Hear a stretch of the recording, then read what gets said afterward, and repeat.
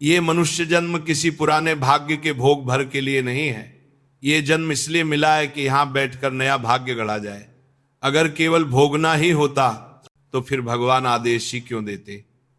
पशुओं को कोई आदेश नहीं मिलता क्योंकि वे पूरी तरह भाग्य के अधीन हैं। देवताओं को भी आदेश नहीं मिलता क्योंकि वे अपने अपने पुण्य के अनुसार केवल भोग रहे हैं, नया कुछ जोड़ नहीं सकते। न वे नरक का कारण बन सकते हैं, न स्वर्ग का, न उससे आगे का।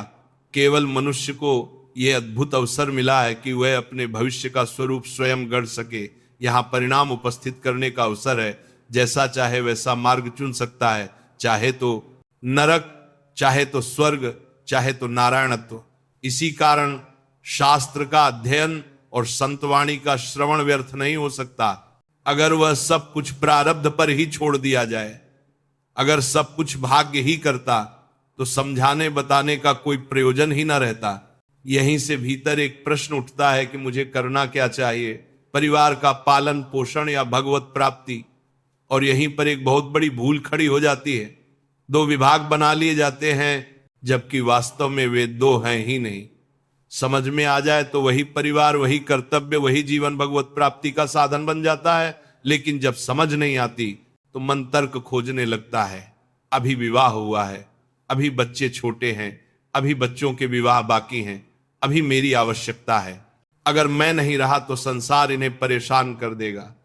इस तरह का अहंजनित कर्ता भाव धीरे धीरे जकड़ लेता है और मनुष्य निर्णय करने की शक्ति ही खो बैठता है। यही संत चेताते हैं कि जिस झूठे भाव को तुम कर्तव्य मानकर पकड़े बैठे हो वह माया का जाल है। यह शरीर, यह संसार, यह संबंध यहां किसी को टिक कर रहना नहीं है। अंत में सबको जाना है। यह बात जैसे विस्मृत हो जाती है। माया की भूल भुलैया इतनी विचित्र है कि शरीर और शरीर से जुड़े संबंधों में ही सुख दिखाई देने लगता है। ऐसा लगने लगता है मानो यही स्थायी है, मानो यही मेरा सत्य है। वास्तव में आत्मा अविनाशी है, पर विनाशी वस्तुओं को पकड़कर वह अपने सत्य को ही भूल जाती है। मन जहां जहां लगता है वहां वहां माया ही है। संसार का मेला लाखों का है, पर जब हंसा उड़ता है तो अकेला ही उड़ता है। ये माया की ऐसी चाल है कि समझने ही नहीं देती। कुटुंब का मोह ऐसा दलदल है कि उसमें फंसकर ये याद ही नहीं रहता कि जाना है, सब छूटना है, और ये भी भूल जाता है कि आया ही किस लिए था। अवसर मिला है, बड़ा दुर्लभ अवसर मिला है। इस अवसर को चूकना बहुत भारी पड़ता है। हरि की सुध बुध मिटती जाती है और निर्णय अंततः मोह के पक्ष में हो जाता है। दिन बैल की तरह काम में बीतता है और रात नींद व भोग में आठों पहर की घड़ियां यूं ही गल जाती हैं। एक क्षण भी शांति से बैठकर यह विचार नहीं होता कि यह जन्म किस लिए मिला। कुशलता की चाह है, पर हरि नाम के बिना कुशलता कहां से आए। जब तक भजन नहीं होगा तब तक स्वप्न में भी विश्राम नहीं मिलेगा। बाल्यावस्था खेल में चली जाती है, जवानी अहंकार और भोग में, और जब वृद्धावस्था आती है तो रोग और चिंताओं का घेरा इतना कस जाता है कि भजन की ओर मुड़ने की सामर्थ्य भी नहीं बचती। तब भजन भी एक औपचारिकता बन जाता है। मुख से बातें निकलती हैं पर मन अभी भी और में अटका रहता है। आया तो भजन के लिए था, पर भीतर पूरा प्रपंच चलता रहता है। अपने ही हाथ में सब कुछ मानने का भ्रम बना रहता है कि अगर मैंने छोड़ा तो सब नष्ट हो जाएगा। ये भूल जाते हैं कि ये सब एक तमाशा है, बस दो घड़ी का तमाशा। जो यहाँ इकट्ठे दिखते हैं वे कभी स्थायी रूप से इकट्ठे नहीं रह सकते। माता पिता, भाई बंधु सब बिछुड़ते चले जाते हैं। जैसे नदी पार करने के लिए नाव में बैठे यात्री किनारे पहुंचते ही अपने अपने रास्ते चल देते हैं, वैसे ही मृत्यु के समय सब अपने अपने मार्ग पर चले जाते हैं। उस समय न कोई लौटकर पूछता है, न किसी को चिंता रहती है। कुछ दिनों की क्रिया के बाद संसार फिर अपनी मौज में डूब जाता है। यह संसार भगवान का बगीचा है, रंग बिरंगे फूल हैं। कोई कली में ही मुरझा जाता है, कोई खिलकर नष्ट हो जाता है, कोई थोड़ी सुगंध फैलाकर चला जाता है। देखने में सुंदर लगता है पर भीतर मृत्यु का तांडव चल रहा है। प्रतिपल मृत्यु सामने दिखाई देती है, फिर भी वैराग्य नहीं आता। जैसे पतंगा जलते दीपक में बार बार गिरता है, वैसे ही मनुष्य सब कुछ देखकर भी उसी आग में कूदता रहता है। पुत्र, परिवार और उनके सुख ओस की बूंद के समान हैं, कब ढल जाए कोई भरोसा नहीं। जिन बातों पर आज गर्व और उत्सव है वही क्षण भर में समाप्त हो सकती हैं। जो यहां मिला है वो यहीं छूट जाएगा, साथ जाएगा तो केवल हरि नाम। इसलिए विवेक की आवश्यकता है। जो भी मन वचन कर्म से मिला है वह सबको सुख देने के लिए है, क्योंकि यही सिद्धांत है। दूसरों को दुख देकर सुख खोजोगे तो वही दुख लौटकर कई गुना होकर आएगा। दूसरों को सुख दोगे तो वही सुख लौटकर बड़ा होकर मिलेगा। यही सत्संग का मर्म है, यही जीवन का सत्य है। सत्संग ये समझ देता है कि जिस दुविधा में हम उलझे थे, परिवार या भगवत प्राप्ति, वह दुविधा वास्तव में है ही नहीं। गृहस्थी बंधन नहीं है। अगर उसे प्रभु को अर्पित करके जिया जाए, मन भजन में लगे तो फावड़ा चलाते हुए भी भजन हो सकता है। समस्या बाहरी स्थिति की नहीं, मन की दिशा की है। जब मन प्रभु में लगे तब व्यवहार भी परमार्थ बन जाता है, और जब वैराग्य स्वाभाविक रूप से बढ़ेगा तब कोई रोक नहीं पाएगा। यही समझ जीवन की पहली बड़ी स्पष्टता है, और यहीं से साधना का वास्तविक आरंभ होता है। यहीं से साधक के भीतर एक और गहरी प्रक्रिया शुरू होती है। पहले जो संदेह था कि संसार का व्यवहार कर्तव्य है या भजन करके भगवत प्राप्ति करना कर्तव्य है, वह सत्संग के प्रकाश में धीरे धीरे पिघलने लगता है। अब भीतर ये स्पष्ट होने लगता है कि संसार के कार्य तो अनगिनत जन्मों से किए जा रहे हैं, ये नया नहीं है। ये शरीर, ये संबंध, ये भोग, इन सब का अभ्यास तो पहले से ही चला आ रहा है। पर यह मनुष्य जन्म विशेष इसलिए मिला है कि इसी में भगवत प्राप्ति का निर्णय किया जाए। जब यह बात भीतर बैठती है तो संसार के भोग अचानक वैसे ही मीठे नहीं लगते जैसे पहले लगते थे। जो पहले आकर्षण था वही अब बोझ जैसा लगने लगता है। शरीर का विलास, इंद्रियों की तृप्ति, ये सब भीतर कहीं चुभने लगता है। यही वैराग्य है। ये कोई ऊपर से ओढ़ा हुआ त्याग नहीं है, बल्कि भीतर से उपजा हुआ खिंचाव है, जो साधक को प्रभु की ओर खींचने लगता है। अब साधक के सामने एक नई उलझन खड़ी होती है। प्रभु की ओर जाना है, पर कैसे जाना है? शास्त्र सामने आते हैं, संतों के वचन सामने आते हैं, और चारों ओर साधनाओं की अनेक धाराएं दिखाई देती हैं। हर मार्ग अपने अपने ढंग से पूर्ण लगता है। हर उपासना अपने अपने सिद्धांत के साथ सामने आती है। शास्त्र पढ़ो तो उनमें भी विविध मत दिखाई देते हैं।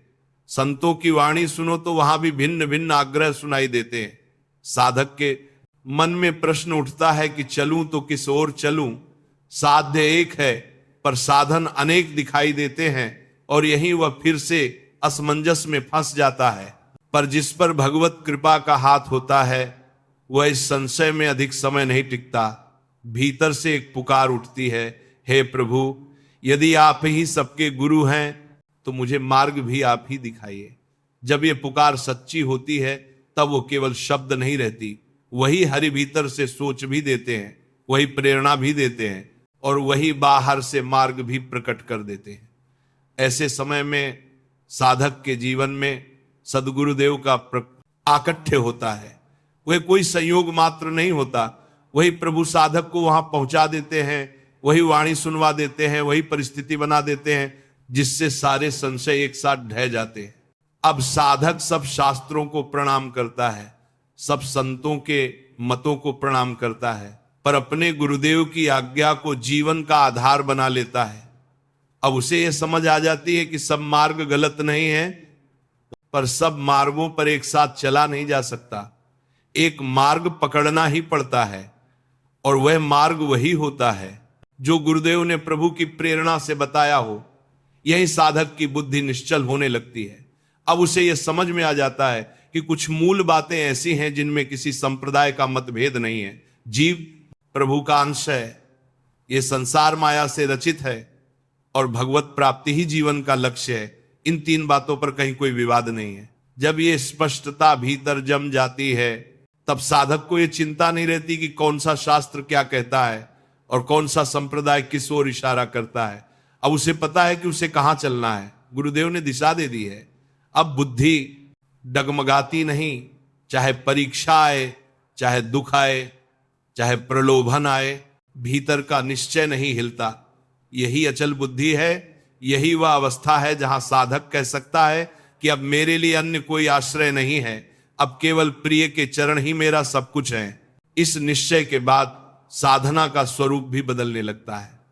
जब तक मन में ये चलता रहता है कि ये करूं या वह करूं, तब तक साधक साधन की अवस्था में ही रहता है। पर जब ये निश्चय हो जाता है कि मेरा लक्ष्य क्या है और मेरा मार्ग क्या है, तब साधन स्वयं परिपक्व होने लगता है। अब साधना कोई बोझ नहीं रहती, कोई प्रयास नहीं रहती, वो धीरे धीरे गाढ़ी होती जाती है, रस में बदलने लगती है। नाम, रूप, लीला, गुण, ये सब साधक के जीवन का सहज प्रवाह बन जाता है। अब व्यवहार और परमार्थ अलग अलग नहीं रहते। फावड़ा चलते हुए भी नाम चलता है, सेवा करते हुए भी स्मरण चलता है। पहले लगता था कि भजन केवल बैठकर होता है, अब समझ में आता है कि मन जहां लगे वही भजन है। युद्ध में भी भजन हो सकता है, तो जीवन के छोटे बड़े कामों में क्यों नहीं। यही वह बिंदु है जहां साधक समझ जाता है कि भागने की आवश्यकता नहीं है, व्यवहार को ही परमार्थ बनाना है। जब वैराग्य पूर्ण होगा तब स्थिति स्वयं बदल जाएगी।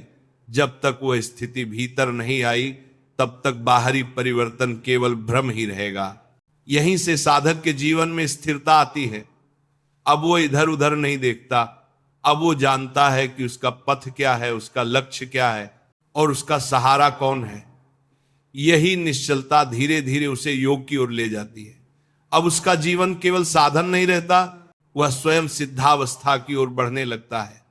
यही वह यात्रा है जहां बुद्धि अचल होती है और मन प्रभु में स्थिर होने लगता है। अब साधक की यात्रा और भी सूक्ष्म हो जाती है।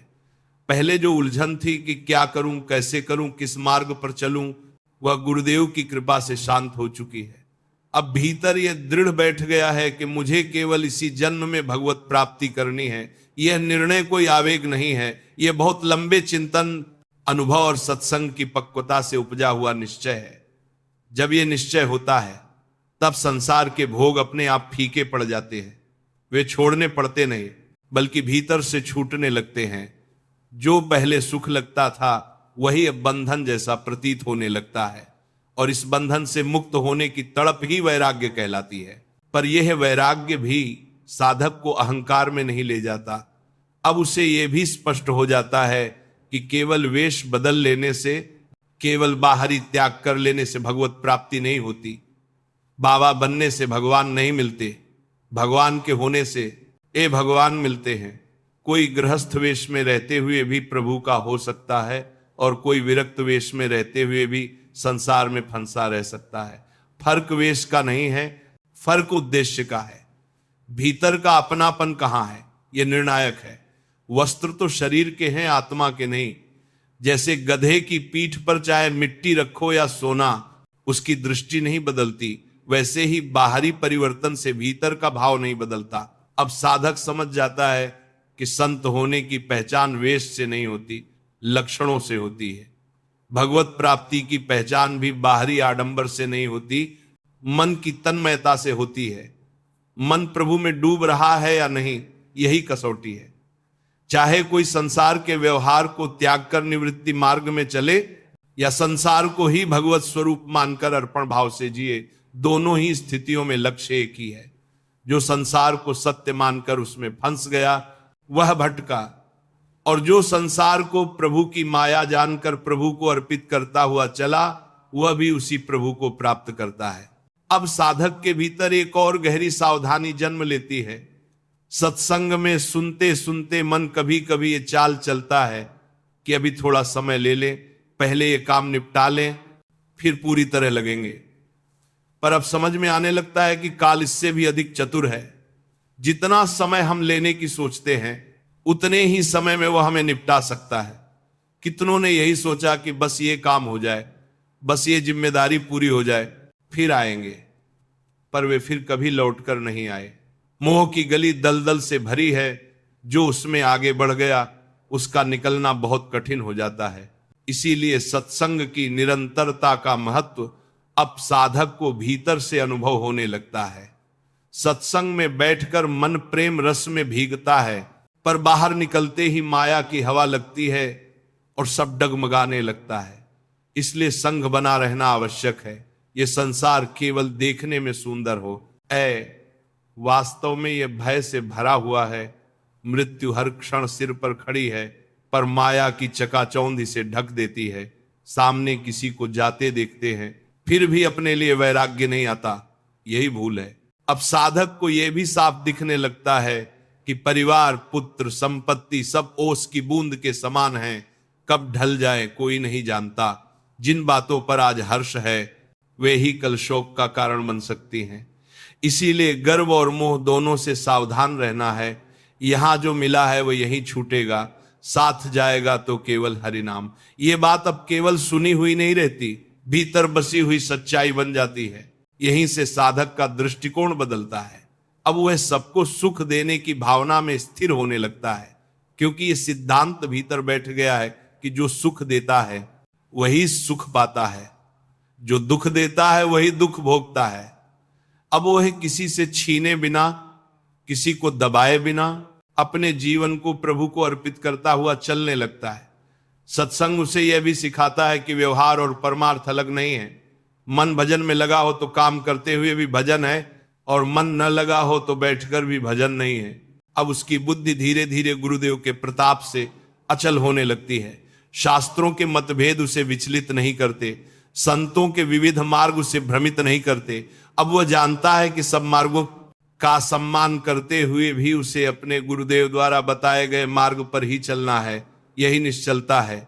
चाहे कैसी भी परीक्षा आए, चाहे कितना भी दुख आए, चाहे जैसा भी प्रलोभन आए, अब भीतर का निश्चय नहीं टूटता। यही वह अवस्था है जहां साधक का लक्ष्य अत्यंत स्पष्ट हो जाता है।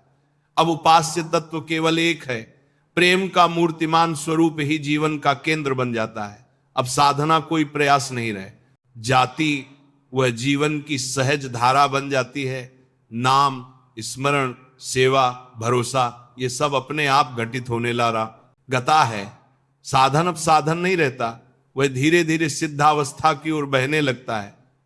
और इसी अवस्था को प्राप्त होते हुए साधक योग की दिशा में प्रवेश कर जाता है, जहां बुद्धि अचल है और मन प्रभु में स्थिर है।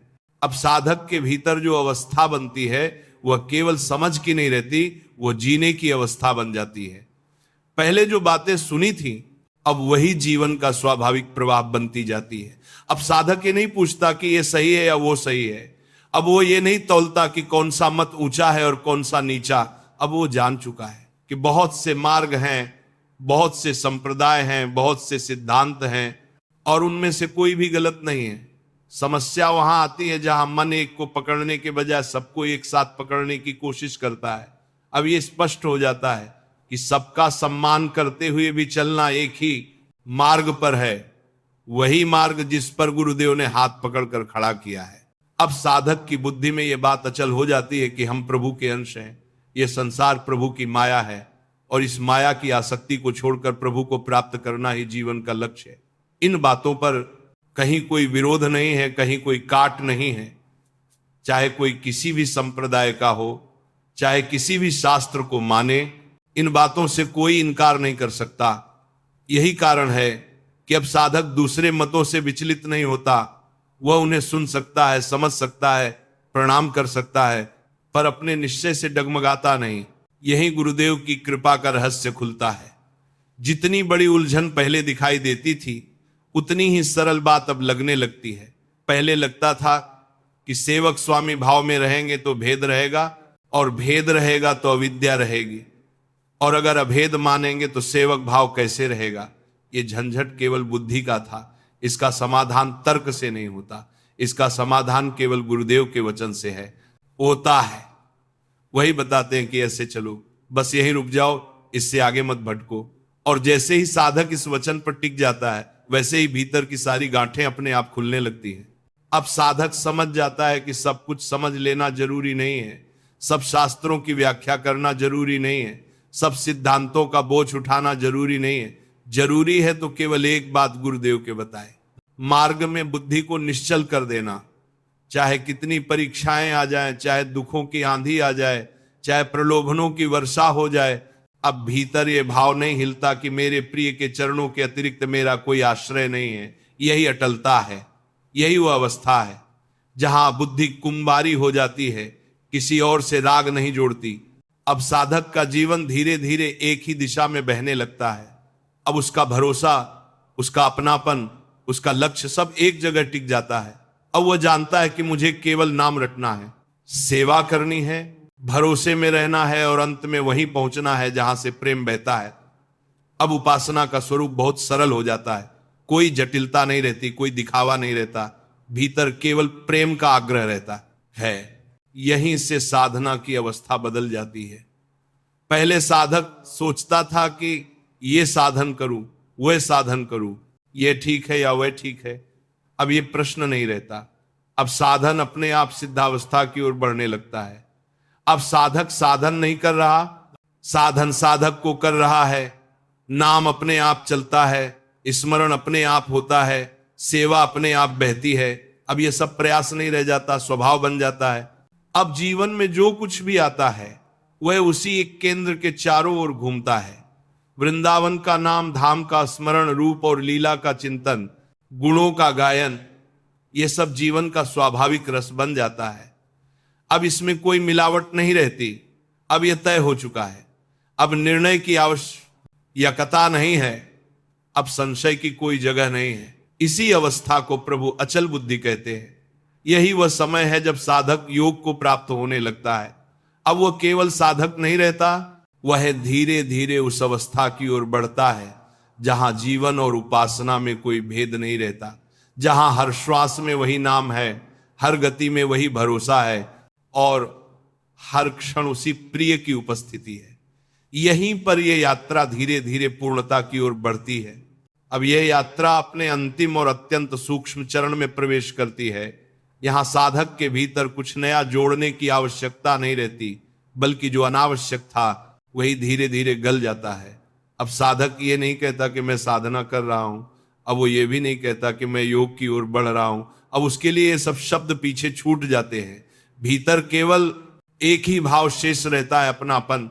ऐसा अपनापन जिसमें न कोई भय है, न कोई अपेक्षा, न कोई सौदा। अब ये भरोसा गहरा हो चुका है कि जो कुछ है, जो कुछ हो रहा है, जो कुछ होगा, वही प्रिय की इच्छा से है और वही प्रिय की ओर ले जाने वाला है। अब साधक को यह भी नहीं सताता कि मेरा साधन सही है या नहीं, क्योंकि अब साधन कोई अलग वस्तु नहीं रह गया। अब जीवन ही साधन बन गया है। उठना, बैठना, बोलना, मौन रहना सब एक ही धारा में बह रहा है। अब नाम जपना भी कोई क्रिया नहीं रह जाती, वह तो जैसे श्वास की तरह स्वाभाविक हो जाता है। अब स्मरण किसी प्रयास से नहीं होता, वह तो विस्मरण के अभाव से होता है। और विस्मरण अब संभव ही नहीं रहता, क्योंकि भीतर कोई दूसरा केंद्र बचा ही नहीं है। यहीं पर वो बात साकार होती है कि चित्त का समाधान हो जाना ही उपासना की परिपक्वता है। अब भीतर कोई प्रश्न नहीं उठता, कोई जिज्ञासा नहीं चुभती, कोई तुलना नहीं खींचती। साधक से अगर कोई पूछे कि तुम्हारा उपास्य कौन है, तो उत्तर सोचकर नहीं आता, वह स्वयं प्रसन्नता नानमरा लाचकरण के लिए रकट हो जाता है। जीवन का केंद्र स्पष्ट है, प्रेम का मूर्तिमान स्वरूप ही सब कुछ है, उससे आगे कुछ देखने की आवश्यकता नहीं रहती। अब भजन और साधन भी किसी लक्ष्य को पाने के लिए नहीं होते, अब वे प्रेम की सहज अभिव्यक्ति बन जाते हैं। जैसे कोई अपने प्रिय को याद करता है, वैसे ही नाम चलता है। जैसे कोई अपने प्रिय की सेवा करता है, वैसे ही जीवन की हर गति सेवा बन जाती है। अब भरोसा भी कोई साधन नहीं रह जाता, वह तो जीवन की भूमि बन जाता है। उसी पर खड़ा होकर साधक चलता है, गिरता है, उठता है और हर बार उसी में सुरक्षित रहता है। अब संसार पहले जैसा भयावह भी नहीं लगता और पहले जैसा आकर्षक भी नहीं लगता। वह जैसा है वैसा ही दिखने लगता है, क्षण भंगुर, परिवर्तनशील और प्रभु की माया से रचा हुआ। अब न उससे भागने की इच्छा रहती है, न उसमें उलझने की प्रवृत्ति रहती है। वह अपने स्थान पर है और साधक अपने स्थान पर। अब दोनों के बीच स्पष्ट दूरी भी है और स्पष्ट समर्पण भी। यहीं पर वह अवस्था आती है जिसे अचल बुद्धि कहा गया है। अब चाहे जैसी भी स्थिति आए, भीतर का केंद्र नहीं हिलता। दुख आता है तो भी भरोसा नहीं टूटता, सुख आता है तो भी आसक्ति नहीं जुड़ती, सम्मान मिले तो भी अहंकार नहीं उठता, अपमान मिले तो भी द्वेष नहीं जागता, क्योंकि अब देखने वाला बदल चुका है। अब देखने वाला वही है जिसे सब समर्पित हो चुका है। अब साधक धीरे धीरे उस योग को प्राप्त करता है जिसकी ओर पूरी यात्रा चल रही थी। ये कोई बाहर से दिखने वाली उपलब्धि नहीं है, ये भीतर की स्थिरता है, भीतर की शांति है, भीतर का विश्राम है। अब जीवन किसी संघर्ष जैसा नहीं लगता, वह एक सतत प्रवाह बन जाता है जिसमें हर क्षण उसी प्रिय की ओर बह रहा है। यहीं पर यह लंबी यात्रा पूर्णता की ओर झुक जाती है। अब कुछ पाना शेष नहीं रहता, अब कुछ छोड़ना भी शेष नहीं रहता, अब केवल होना रह जाता है उसी के साथ, उसी में, उसी के लिए। यही वह अवस्था है जहां साधक और साध्य के बीच की दूरी स्वयं गल जाती है और जीवन अपनी पूर्ण सार्थकता को प्राप्त कर लेता है।